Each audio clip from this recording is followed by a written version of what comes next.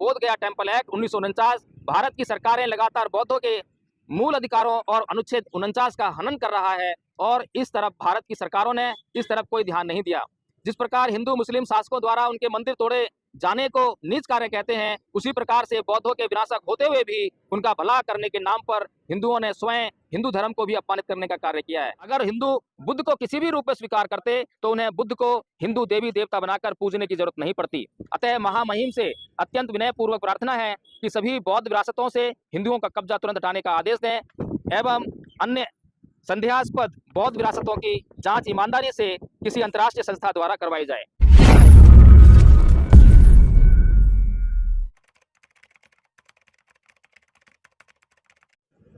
साथियों, धम्पद में भगवान बुद्ध ने कहा है, न पुगंदो पटिवात बेती न चंदनम तगर मलिकावा सतंच गंदो पटिवात बेती सब दिशो सब पुरुषो पवाती। अर्थात फूलों की सुगंध या तगर या चंदन की सुगंध जो है कभी भी हवा की विपरीत दिशा में नहीं जाती है, लेकिन जो शीलवान पुरुष होते हैं उनकी सुगंध जो है चारों दिशाओं में हवा के विपरीत भी जाती है। तो भगवान बुद्ध का धम्म जो कि शीलों पर आधारित धम्म है, उसकी सुगंध भारत से निकलकर पूरी दुनिया में गई और पूरी दुनिया ने भारत के बौद्ध धर्म को अपनाने का काम किया और पूरी दुनिया ने उनका लाभ उठाने का काम किया। लेकिन आज विडंबना है कि भारत की भूमि भगवान बुद्ध की भूमि भगवान बुद्ध के धर्म के लिए तरस रही है और भगवान बुद्ध को जहाँ ज्ञान प्राप्त हुआ वहाँ जो बोध गया मंदिर है उस पर आज बौद्धों का कब्जा ना होकर किसी अन्य लोगों का कब्जा है और वहाँ से उन लोगों से उसको मुक्त कराने के लिए बौद्ध जो प्रयास कर रहे हैं, आंदोलन कर रहे हैं, उसी दिशा में आज हम यहाँ पर राष्ट्रपति महोदय को ज्ञापन देने के लिए यहाँ पर आए हैं, कंझावला डीएम ऑफिस। तो जो ज्ञापन प्रस्तुत कर रहे हैं उसको मैं पढ़कर सुनाना चाहता हूँ। विषय है, भारत के संविधान के प्रावधान अनुच्छेद 25 से 30 तक ईमानदारी से लागू करके बिहार के गया जिले में स्थित महाबोधि बौद्ध महाविहार को द बोध गया टेम्पल एक्ट 1949 के प्रावधानों से मुक्त करके बौद्धों की उचित समिति को सौंपने हेतु भारत के राष्ट्रपति के प्रतिनिधि के माध्यम से महामहिम राष्ट्रपति को धम्पद संघ द्वारा ज्ञापन पत्र। महामहिम राष्ट्रपति महोदया, सविनय निवेदन इस प्रकार है कि बौद्ध धर्म भारत व दुनिया में सबसे अधिक सुस्पष्ट व प्रभावशाली धर्म है। बौद्ध धर्म पूरी दुनिया में भारत का गौरव है। दुनिया भर में कन्फ्यूशियस, सुकरात, प्लेटो, कार्ल मार्क्स जैसे विश्व स्तरीय विद्वान व आध्यात्मिक चिंतक हुए हैं। फिर भी जिन देशों में ये चिंतक हुए उन्होंने बौद्ध सिद्धांतों को स्वीकार किया है और बौद्ध जीवन पद्धति को अपने जीवन का हिस्सा बनाया है, जो कि भारत के लिए गौरव व परम सम्मान की बात है। दुनिया में भारत की पहचान बुद्ध से है। यह तथ्य भारत के प्रधानमंत्री व भारत से विदेश यात्राओं पर जाने वाले तमाम गणमान्य व्यक्ति कह चुके हैं और विश्व समुदाय को अपने परिचय में बुद्ध की धरती भारत से आया हुआ ही बतलाते हैं। अब तक बौद्ध लोगों को पूरा विश्वास है कि जिस प्रकार से बौद्ध धर्म ने विश्व पटल पर भारत का सर ऊंचा किया है, उसी प्रकार एक राष्ट्र की भावना रखते हुए भारत का कोई भी धर्म विश्व पटल पर भारत की उस गौरव गाथा को मलिन नहीं होने देगा। लेकिन बड़े खेद का विषय है कि जहां हिंदू धर्म से भी भारत के लोग यही आशा कर सकते हैं, वहीं हिंदू धर्म के प्रचारकों ने न केवल हिंदू धर्म को विश्व स्तर पर बदनाम करने का कार्य किया है, बल्कि भारत के गौरव को भी विश्व पटल पर भारी क्षति पहुंची है। भारत की सरकारी मीडिया व गुलाम मीडिया केवल भारत के लोगों को गुमराह कर सकती है, लेकिन सोशल मीडिया के माध्यम से आज पूरी दुनिया हिंदू धर्म प्रचारकों की हिंसात्मक, असहनशीलता और अन्य धर्म के धार्मिक स्थलों पर कब्जा होते हुए देख रही है। निसंदेह ऐसी गतिविधियों से न केवल धर्म प्रचारकों पर बल्कि उस धर्म के धार्मिक सिद्धांतों की व्यवहारिकता पर भी प्रश्न चिन्ह खड़े होते हैं।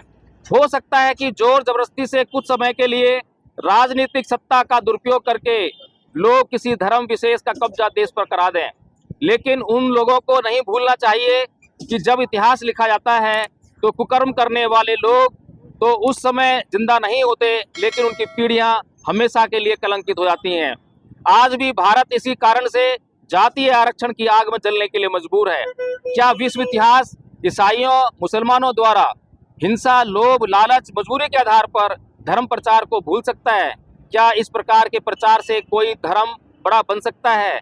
यह हमारे झूठे अहंकार को तो तुष्ट कर सकता है, लेकिन जब पूरा विश्व के सर्वश्रेष्ठ धर्म को खोजेगा तो उसके लिए उसके अनुयायियों की संख्या आधार नहीं बनाएगा, बल्कि उसके सिद्धांतों की व्यवहारिकता में घुसकर जांच करेगा। और तब हम आसानी से यह अनुमान लगा सकते हैं कि कौन सा धर्म विश्व पटल पर चमकेगा और कौन सा धर्म भारत की छवि को सबसे अधिक धूमिल व बदनाम करेगा। भगवान बुद्ध ने धर्म का अर्थ बताते हुए कहा है कि सभी पाप कर्मों का न करना और सभी पुण्य कर्म यानी अच्छे कर्मों का करना ही धर्म है। किसी अन्य धर्म के पूजा स्थलों व मूर्तियों को अपना बताना व अपना बनाना पाप है या पुण्य है, यानी सही है या गलत, यह एक बच्चा भी जानता है। लेकिन भारत की सरकारें नहीं जान पाई या नहीं जानने का ढोंग करती रहीं। हिंदुओं के लिए मंदिर केवल कर्मकांड या पूजा स्थल है, लेकिन भारत के बौद्धों के लिए बौद्ध विहार केवल पूजा स्थल व कर्मकांड स्थल नहीं है, बल्कि ज्ञान के प्रचार व प्रसार के माध्यम है। अब तक महाविहार का द बोध गया टेम्पल एक्ट 1949 के तहत संचालन किया गया है, लेकिन इस कानून से बौद्धों को कोई फायदा नहीं हुआ, बल्कि नुकसान ही हुआ है। बौद्धों की संख्या में कोई वृद्धि नहीं हुई है। बाबा साहेब डॉक्टर भीमराव अंबेडकर के धर्मांतरण में लाखों लोगों ने एक साथ धर्मांतरण किया था। अतः भारत में बौद्ध धर्म का प्रचार उसी गति से महाबोधि मंदिर के माध्यम से किया जाना था, लेकिन भारत की केंद्र सरकारों और बिहार की राज्य सरकारों पर यह बदनुमा धप्पा लगा है कि इन्होंने भारत में ना तो बौद्धों की संख्या ही बढ़ाई है और ना ही बौद्ध धर्म के प्रचार प्रसार के लिए जरूरी कदम उठाए हैं। भारत की अब तक की सरकारों को दुनिया के बौद्धों को बताना चाहिए कि भारत में बौद्धों के स्कूल कहाँ हैं, कॉलेज कहाँ हैं, हॉस्पिटल कहाँ हैं, फिल्में कहाँ हैं, इंडस्ट्री कहाँ है, सरकारी नौकरियां कहाँ हैं, बौद्ध खेल में कहाँ हैं, आखिर पूर्व में पूरे अखंड भारत में फैले बौद्धों के अधिकार कहाँ हैं।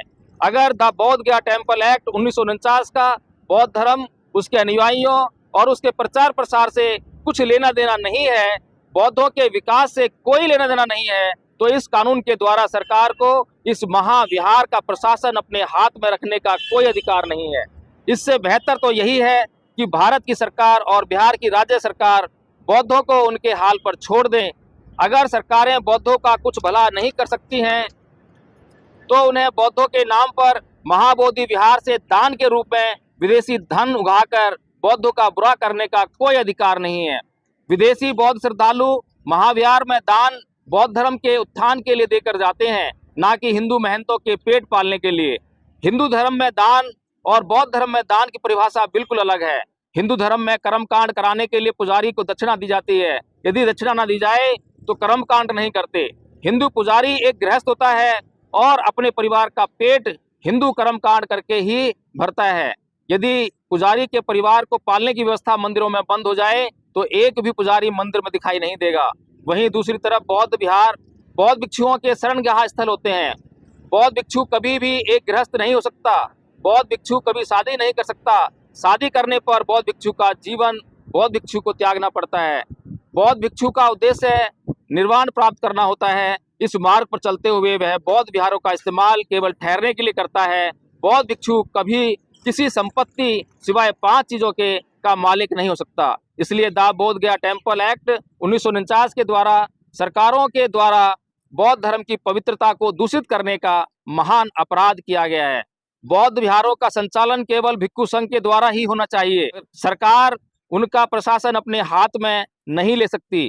भारत के संविधान में प्रत्येक धर्म के अनुयायियों को अपने धार्मिक स्थलों की देखरेख, धर्म के प्रचार की स्वतंत्रता, धार्मिक शिक्षा संस्थानों के निर्माण करने की स्वतंत्रता केवल उस धर्म के लोगों के द्वारा किए जाने की आधिकारिक व्यवस्था मूल अधिकारों के अंतर्गत की गई है।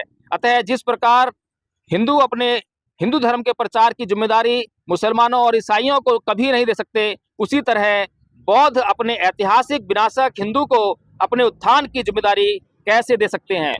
भारत की सरकारों को यह कार्य द बोध गया टेम्पल एक्ट 1949 के अंतर्गत देकर भी बौद्धों ने देख लिया है, लेकिन बौद्धों के साथ इस कानून के आधार पर दुनिया का सबसे महान अन्याय ही हुआ है।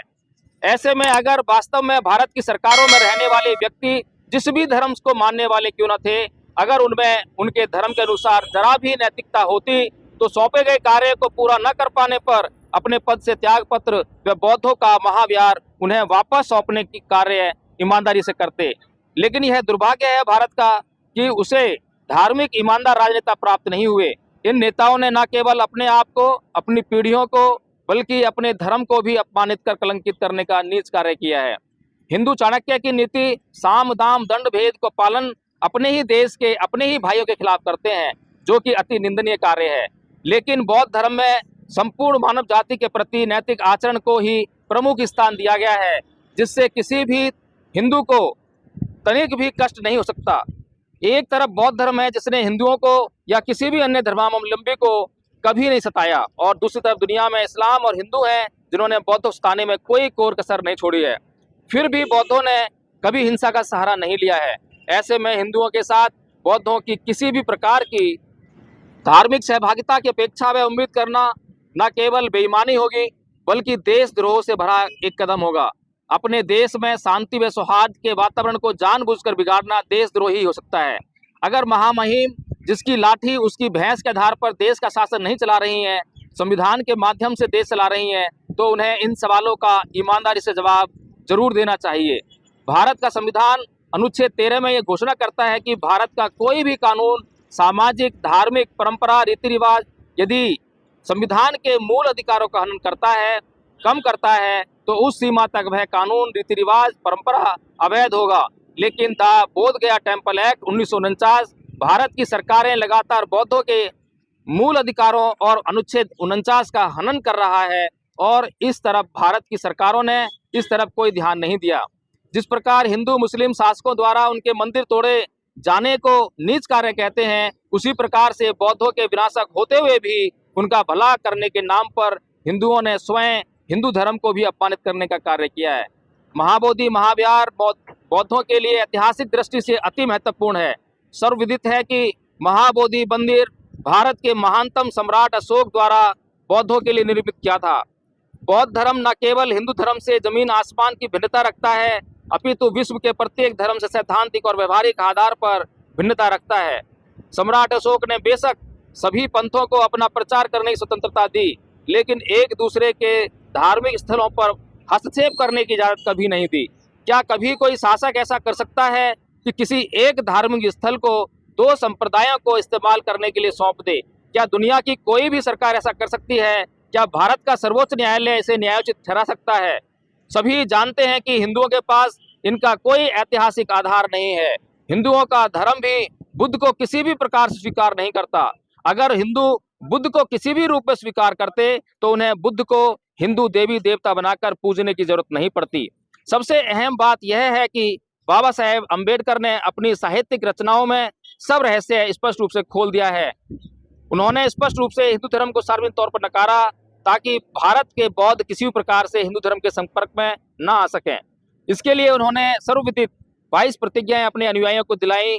विश्व का सबसे महान विद्वान हिंदू धर्म को त्याग चुका है। हिंदुओं को अपने धर्म की गरिमा की तनिक भी चिंता नहीं है, और वे जोर जबरदस्ती से ही अपने धर्म का प्रचार करना चाहते हैं। हिंदू सदैव अपने लिए अलग और दूसरों के लिए अलग जीवन के मापदंड निश्चित करते हैं। अब समय आ गया है कि हिंदू अपने अंतःकरण में झांक कर देखें और बौद्धों को अपना विकास करने के लिए स्वतंत्र छोड़ दें। अतः महामहिम से अत्यंत विनयपूर्वक प्रार्थना है कि सभी बौद्ध विरासतों से हिंदुओं का कब्जा तुरंत हटाने का आदेश दें एवं अन्य संदेहास्पद बौद्ध विरासतों की जांच ईमानदारी से किसी अंतर्राष्ट्रीय संस्था द्वारा करवाई जाए।